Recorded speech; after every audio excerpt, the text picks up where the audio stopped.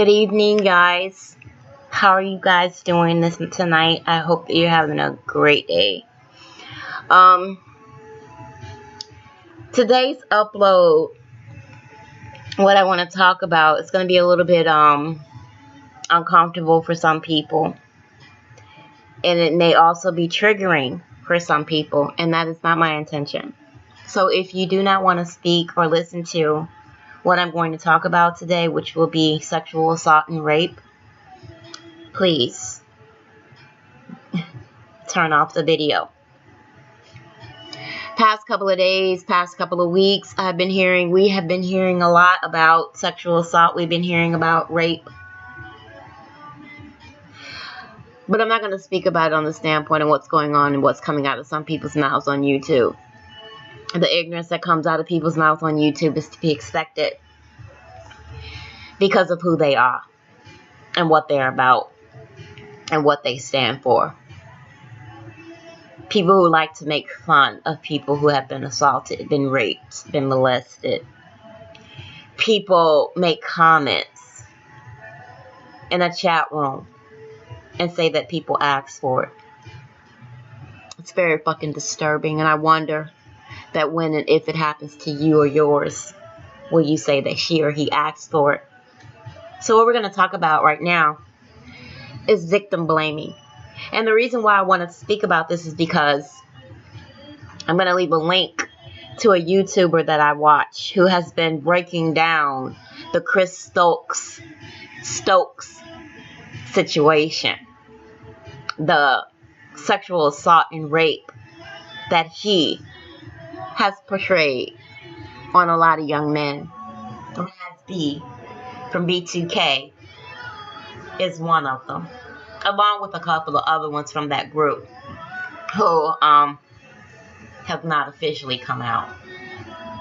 So I've been looking into that, and I want to speak about it, okay, because it's very dear to my heart, and it bothers me that this young man, his whole life is turned upside down, and yet people feel the need to tear him down even more and blame him for coming out with his truth.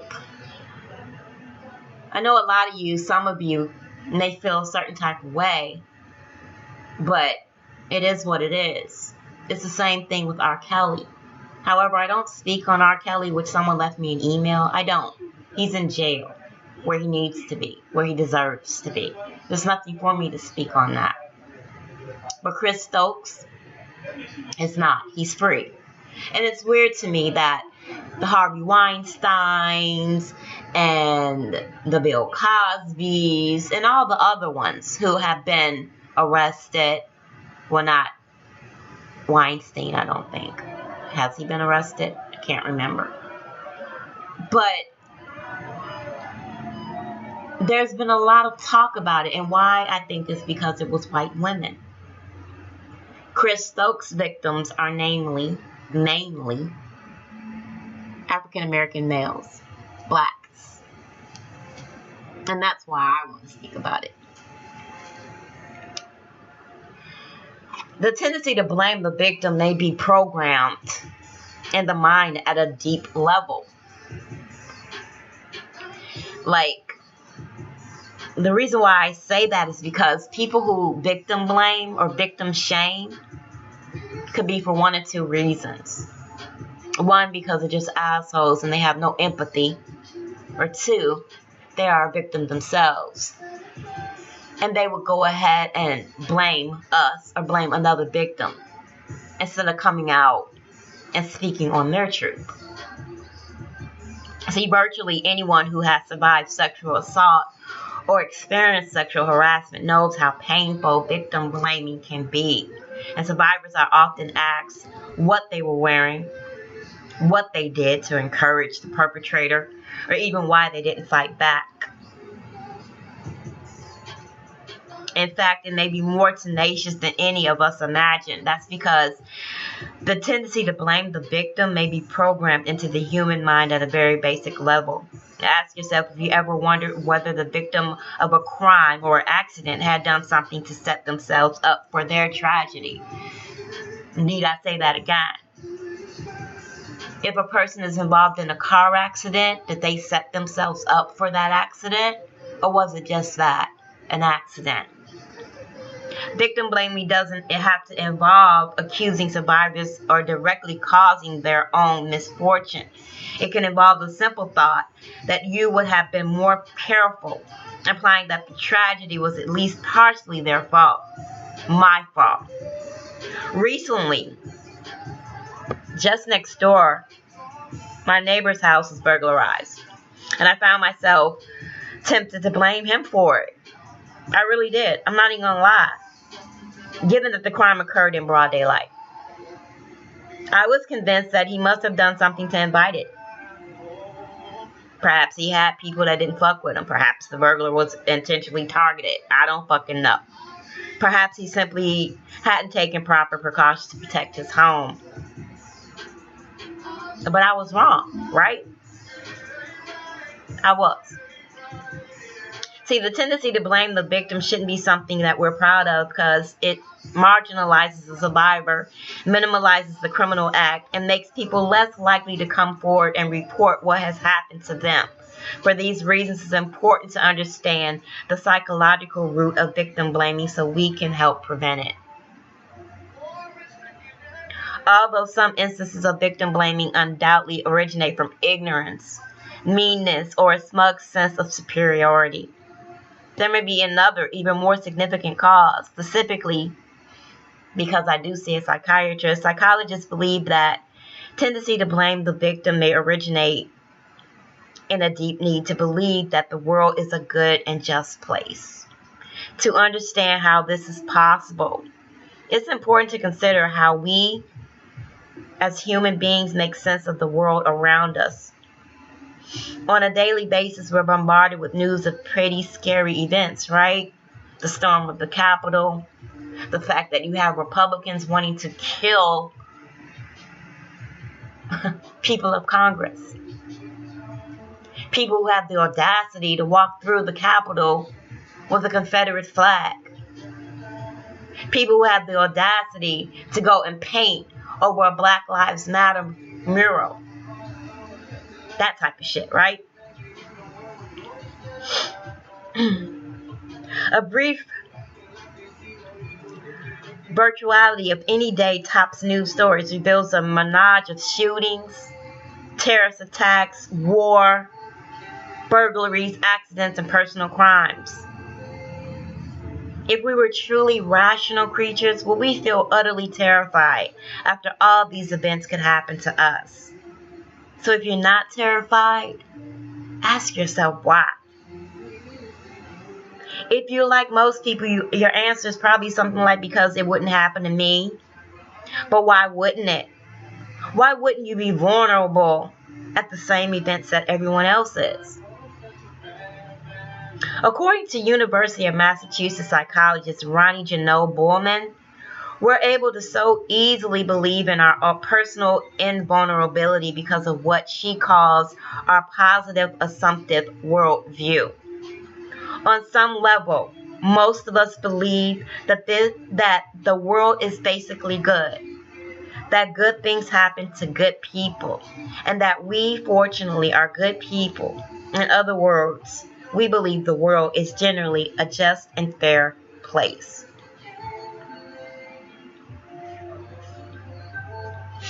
Which is bullshit, right? The world is not a fair and just place. What happened to George Floyd? Was that fair and just? What happened to Breonna Taylor? Was that fair and just? What happened to all of these people that were murdered by the hands of police? Was that fair and just? What about the rape of Rasby? What about the rape of me? What about the rape and assault of all these other men and women, children, boys and girls?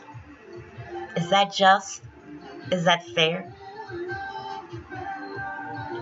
Most of us internalize these beliefs at an early age, at about the same time we learn to believe in Santa Claus and the Tooth fucking Fairy. But unlike our belief in these mythical Good Samaritans, we don't entirely surrender our rosy worldview as we mature. We're not stupid, of course. On a conscious level, we all know that bad things happen to good people. But despite this superficial realization, the psychologist argues that on some deeper level, most of us still grasp onto the belief that the world is basically fair. This is why we have sayings like what goes around comes around. Your chickens will come home to roost and you reap what you sow. My question is, when are the people that have done these terrible, terrible fucking things to people, when will they reap what they sow? When will the people that are online that speak ill on dead people, parents, children, grandchildren, when will the chickens come home to roost, and when the fuck will they reap what they sow? I'll wait. Despite the delusional nature of these beliefs, we should be happy we have them, right? Imagine how terrible life would seem if we truly thought the world was dangerous, unfair, and that we were not good people. Our positive beliefs help us to function and live happily in a world that can often be downright frightening, so the brain fights hard to maintain them. Our need to maintain a belief in a just world may be at fault for our tendency to blame victims. And this is coming from a pioneering research by psychologist Melvin Lerner. When bad things happen to someone who seems a lot like us, this threatens our belief that the world is a just place. If that person could fall victim to rape, assault, robbery, or attack, perhaps we could too. So to comfort ourselves in the face of this troubling realization and maintain our rosy worldview, we psychologically separate ourselves from the victim. We wonder if he or she had done something to invite the tragedy. Maybe that survivor of sexual assault was wearing provocative clothing. Maybe that shooting victim was involved in gang activity. Maybe the neighbor had invited that burglar by associating with the wrong people. Is this the case? We'll tell ourselves that. Then it won't happen to me. After all, the world is a just place. This isn't just speculation. Lerner and his colleague Carolyn Simmons provided evidence of this explanation of victim blaming. In their study, a large sample of women were asked to watch through a video monitor as another person received a series of apparently painful electrical shocks. The woman believed they were observing an experiment in human learning in which the person on the screen was receiving the shock as punishment for her errors on a word memorization test. Although they were led to believe that the victim was another participant like themselves. The person was actually an actor, so nobody was really harmed in the experiment. Not surprisingly, all of the participants were initially upset by the victim's suffering. But this is where the experiment gets a bit more complicated. Some participants were offered the opportunity to compensate the victim by voting to stop punishing her errors with shocks, instead rewarding her with money when she got the answer right. That is, they were given the opportunity to restore justice, to make the world good again. A second group of participants were not given this opportunity. They were asked simply to sit and watch the victim get repeatedly shocked with no way of remedying the situation. Afterward, all participants were asked to give their opinion of the victim. The results revealed striking differences between the two groups. Those who were given a chance to restore justice said they saw the victim as a good person. But those who were forced to simply watch the unjust situation unfold ended up derogating the victim, seeing her as deserving her fate. In other words, because they weren't able to actually bring about justice, they protected their view that the world was a fair place by coming to believe that the victim must somehow not be a good person. If she deserved the shocks, they could tell themselves, then the world was still fair. So our tendency, or your tendency, to blame a victim is ultimately self-protective. It allows you to maintain your rosy worldview and reassure yourselves that nothing bad will happen to you. The problem is that it sacrifices another person's well-being for your own. It overlooks the reality that perpetrators are to blame for the acts of crime and violence and not us, not victims. Luckily, victim blaming isn't inevitable. The antidote may be surprisingly simple: empathy. They repeated Lerner and Simmons' experiment, but slightly changed the instructions given to the participants. Instead of directing them to simply watch the victim be shot, they asked participants to imagine how they would feel if they were subject to the same experience. This simple change was enough to bring about an empathic response, eliminating participants' tendency to blame the victim. This isn't the only research demonstrating the power of empathy. In a more recent study, college students completed a series of psychological tests measuring, among other things, their levels of empathy. The results showed that people with greater empathy tended to view survivors of rape through a more positive lens, whereas those with less empathy tended to view survivors more negatively. So if left unquestioned, your need to feel that you live in a safe and fair world can cause you to draw conclusions aren't proud of. None of us want to place blame where it isn't deserved, right? None of us want to re-traumatize innocent victims, right? And none of us want to give perpetrators a pass. Next time we're tempted to wonder whether a victim is to blame for his or her own tragedy, let's comment by asking ourselves, how would I feel in that person's place? Only by reaching out with empathy rather than closing off in blame can we truly bring about a just world.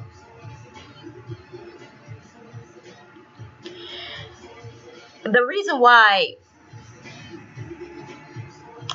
I'm feeling a little bit upset and angry and distraught, because it's hard enough to be a victim. But what's even harder is when we victimize ourselves. And when I say we victimize ourselves, it's in those of you or those of us who may be in abusive relationships, married to an abusive spouse, have an abusive boyfriend or girlfriend. We continue to victimize ourselves because we're used to it. It's only through the power of grace and prayer and psychiatry, therapy, and in some forms, and in my case, medication, going through numerous ECTs, shock treatment, because the depression was so fucking bad. The fact that I victimized myself by cutting myself. The fact that I victimized myself by drugging myself. The fact that I victimized myself by trying to commit suicide. That's what I do. And I know that I'm not alone. But when we find ourselves listening or hearing people blame a person for their tragedy, now what I want you guys to do, if possible, I want you to close your eyes. And I just want you to listen. There was a girl, a young woman, walking down the street in her neighborhood where police drive up and down the street constantly. There was never a moment or a time when you did not see a police car. Well, this night, getting off of a bus to walk 6-7 blocks to her home on a quiet, dark street. Understanding her surroundings, watching her surroundings, not realizing that there was someone walking up behind her. That person walked up behind her, snatched her purse. But after that, with a fight, was pulled into the alley. That woman, that young girl, was raped. After that was done, and the person left, the girl puts her pants back up, even grabs her purse with the empty contents, walked out into the street, saw the police cop, flagged it down. It didn't stop. So that young woman continued to walk those 6-7 blocks to her house. Got to her door, unlocked it, walked in, took a shower. Couldn't get it off her. Couldn't get the smell, couldn't get the taste.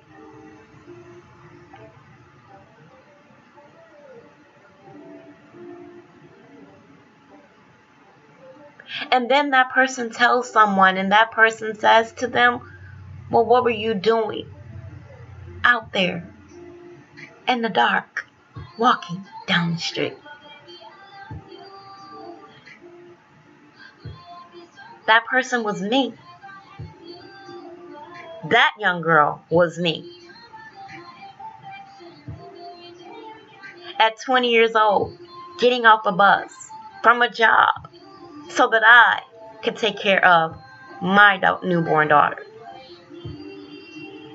And the person that said that to me was my mom.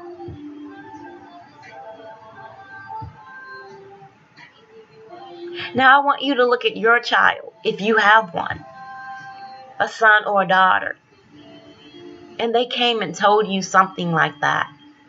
What would your response be to those of you who like to blame and victim shame?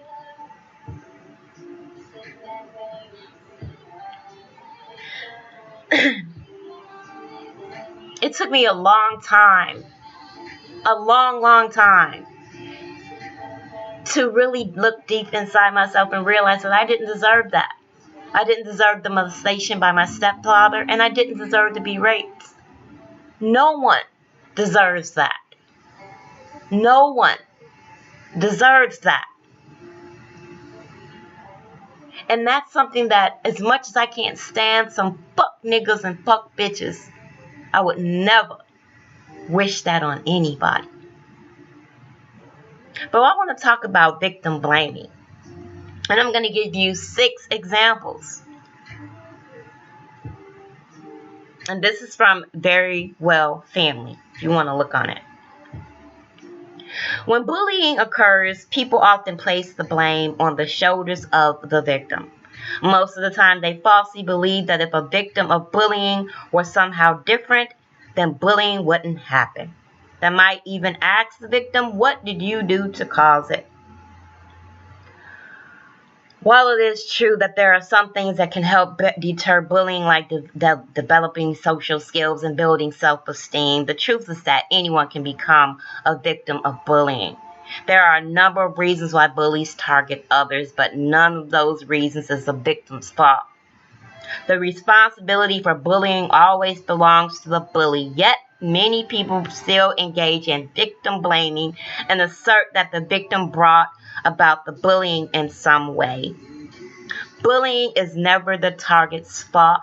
Victims do not need to change or be different in some way to avoid being bullied. Change is always the bully's responsibility. To keep from blaming the victim for a bullying incident, familiarize yourself with these 6 ways that people blame victims for bullying. Make sure you avoid believing these myths about victims. They deserve it. Many times when people hear that someone has been bullied, they have trouble empathizing with what the victim experienced, especially if the victim has negative or annoying personality traits. Despite whether victims are conceited, rude, inconsiderate, or selfish, no one deserves to be bullied. This mindset only condones bullying behavior. There's a lot of people in our community that are being bullied. I believe that Sakina is being bullied. I believe she's been being bullied for a very fucking long time. And it's disgusting. And what's even more disgusting is how people jump on the bandwagon with it. Sakina has every fucking right to get on her live and talk shit to those people who constantly disrespect her. To those people who disrespected her child and what happened to her child. I give much respect to any mother who would get on a platform such as YouTube and fight for her child. I too would do the same thing. And I know that there are a lot of strong moms and fathers that would as well. What's even worse is that there are people being bullied that are no longer even alive, that are not even on this fucking earth, and yet they are being bullied, yet they are being disrespected. How dare you fucks speak on Rocket's child the way that you did? That is fucked up, crass, and God, I hope and pray that one day you will reap what you sow and the chickens will come home to roost, to all you fuck niggas and bitches that think that that's okay. Another one. Well, they should change. Many times people will point out what is wrong with the victim rather than recognizing that the real problem lies with the bully and his or her choices. People often find it easy to tell a victim how he should change or she should change in order to avoid being fucked with, than to place the responsibility on the bully. While there are certain life skills that are important for victims of bullying to learn, like resilience, perseverance, and assertiveness, lacking these skills is not a reason to exercise bullying. Cause should have brought it on him or herself. Many people believe it is good for a bully to get a taste of his or her own medicine, and I truly believe that. But this type of attitude only keeps the cycle of bullying going. For example, bullied victims are caught in this victim cycle. They are constantly bullied, and rather than dealing with the situation in a healthy way, they lash out by bullying others. Instead, they need to learn to handle bullying in a healthy way, right? They also need to be held responsible for any choices they make to bully others or talk fuck shit on others and not make excuses, let's say because I was fucking drunk. And most importantly, they need help healing from the consequences of bullying they have experienced. But the fact that they have been bullied should never excuse their choice to bully others. Revenge is never a good option. Me, personally, I think revenge is the best fucking option. He or she should have known better. This mindset is equivalent to the thinking that if he or she hadn't gone for that walk alone, none of this would have happened. But the fact is that people should have the freedom to move about in the world without fearing of being attacked. It is important to avoid bullying hotspots, but this does not excuse a bully choice to target someone. Blaming a victim for being bullied while alone in a locker room, bathroom, or deserted hallway does not address the bigger issue of bullying. They didn't fight back. Many people will blame a victim of physical bullying for the pain and suffering he or she endures because she or he did nothing to defend themselves. This type of thinking again excuses the fuck behavior. Likewise, people will also blame the victim if he defends himself, reducing the bullying incident to a fight instead of seeing it for what it really is, a bully attacking another person, that person defending themselves.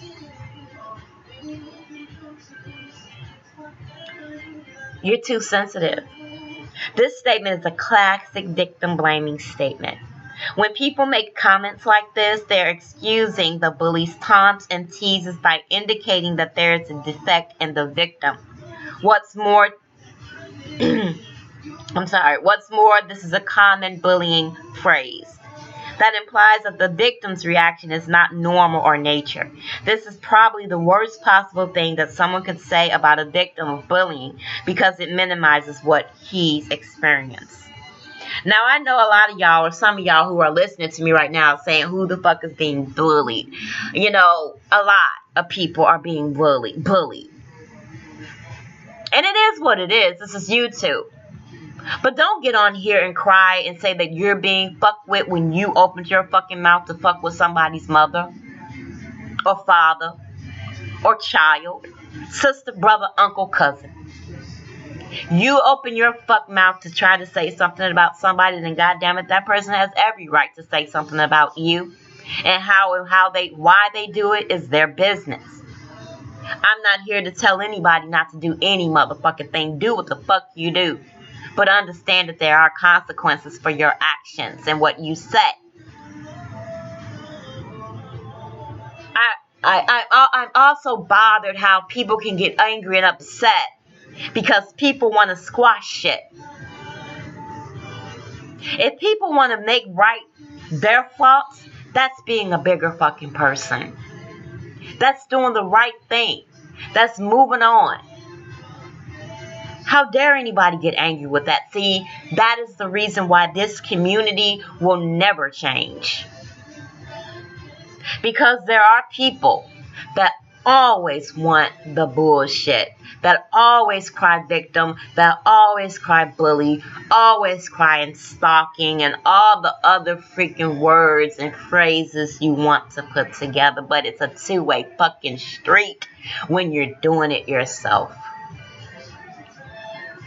Somebody has to move on and somebody has to be the bigger person.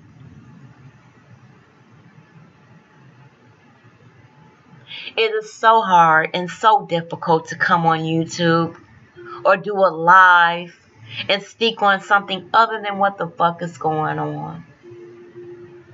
But there is so much going on. Chris Stokes is a pedophile. He has raped Raz B. He has raped his cousin. He has done a lot of stuff that I feel like people need to talk about. It shouldn't be a one-sided thing. We shouldn't hear more about R. Kelly's victims. We shouldn't hear more about Weinstein's victims. We shouldn't have to hear more about Cosby's victims. Why are we not hearing about Chris Stokes? Why? Is it because they're black men? They were black little boys. They were black kids. That lives have been turned upside down and destroyed.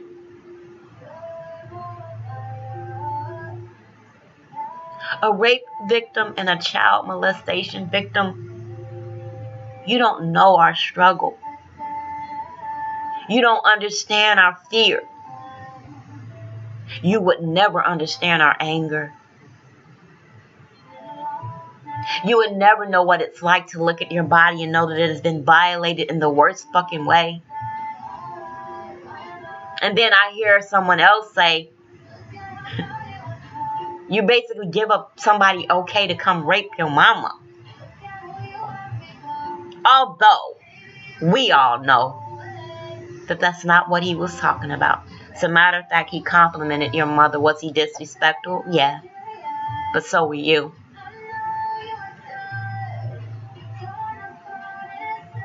Rape. That word is disgusting. And it's constantly thrown around on these YouTube streets as if it's just a stick of fucking gum. Just a word to fucking say. How many victims do you have in your chat? Do you even know? Or do you even give a fuck? No.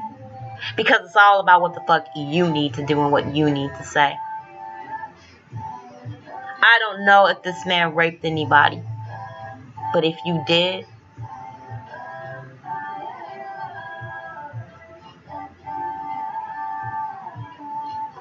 there's nothing even I can say about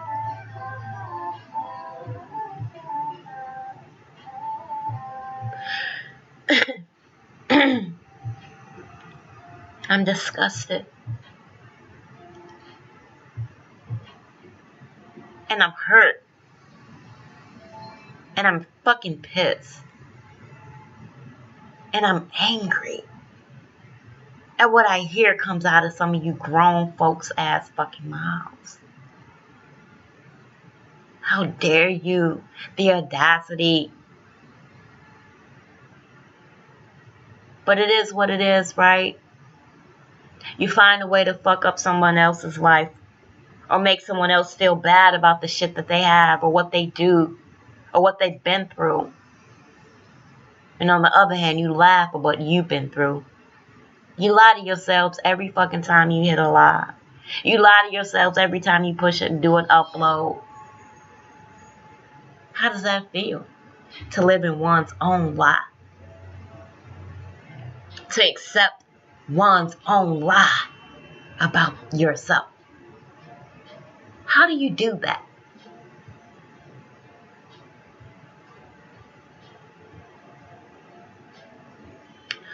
I want to say happy birthday to Sour. Happy birthday. I hope you enjoy yourself, baby. You've been through a lot. She, Sour, is another one that was fucking bullied and harassed and talked about. But those of you who harassed and talked about her, you would never stand next to her because, hey, she's been through the worst. And one day y'all will too. Because you haven't been through the worst yet. But when it comes, it'll come. So happy birthday, Sour. Peace and blessings to you. I understand that Carla had COVID. I hope you're getting better. I heard that Ronnie had surgery. I hope that you are recuperating better and getting better. I know that Quee has been not feeling so well as well. I hope she's getting better. Anybody that's dealing with any type of illness, I hope you're getting better. Another thing I want to speak on, and then I'm going to bounce up out of here, is suicide rates and mental illness real fucking quick.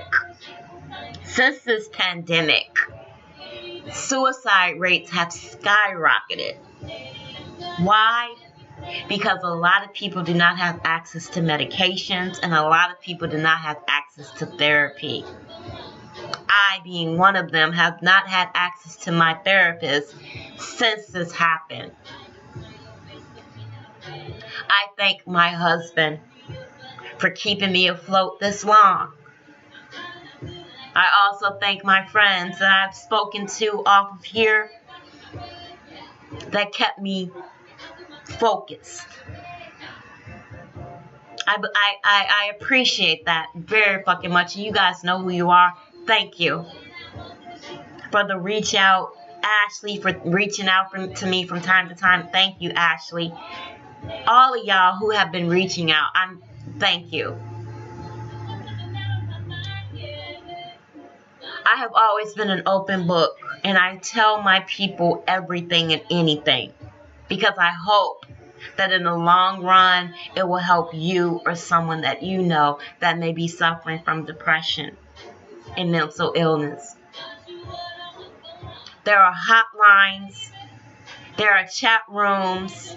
There are a lot of things that you can do to help yourself. If your mind tends to wander, if them voices speak, redirect yourself. I know it's hard. I know it's difficult to love yourself in this time. But what you have to do is love yourself because you deserve that. You deserve to live and you deserve to be happy. Take advantage of the resources that are out here. Please. Please. Mental illness is not a joke. It is nothing to make fun of. It is nothing to be scrutinized. It is real. And it's haunting. And it's devastating. And if you don't have a person in your corner that loves you and understands what you're going through, then you need to find someone who does.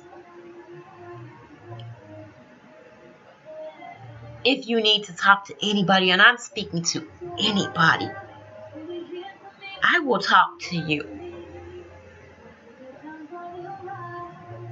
I will talk to you. And I'll be real with you.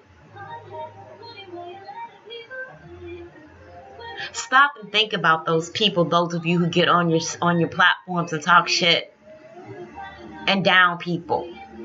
Think about somebody else for once. Think about those children that they don't have the opportunity to go to school right now, who probably have not eaten, who are probably being abused right now because they have an alcoholic father or alcoholic mother or just an evil ass parent.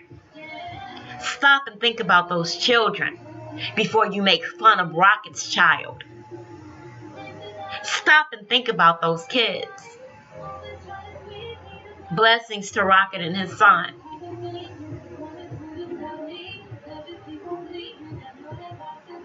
Happy belated birthday to Books. Happy birthday. So I'm going to go, because if I don't, then this will go on to a whole new thing. I love you guys very, very much. I love you as a people. I care for you and those of you who care for me. But let's keep it real. I don't give a fuck about some of you. But I would never, ever, ever say the fuck shit things that you have said about me and mine or anybody else. That's the difference between me and the people that I fuck with and you. Have a good night, y'all. Peace.